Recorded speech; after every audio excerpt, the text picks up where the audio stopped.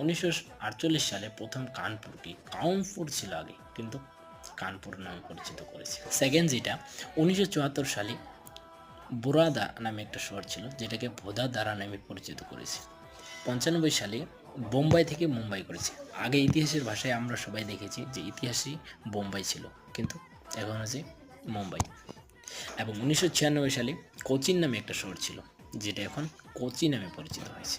1996-তে আরেকটা শহর আমাদের জনপ্রিয়তা শহর চেন্নাই, যেটা মাদ্রাজ নামে পরিচিত ছিল পূর্বে, কিন্তু আমাদের পরবর্তীতে 1996 সালে এটাকে চেন্নাই নামে পরিচিত করেছে।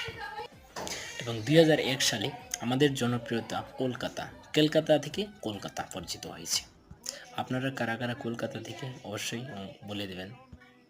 এবং সবচেয়ে বড় যেটা কথা, যে 2014 সালে ভারতবর্ষে এতগুলো শহরের নাম নতুন নামকরণ দেওয়া হয়েছে যে অবাক হবেন আপনারা। তো আমি আপনাদেরকে পুরো নাম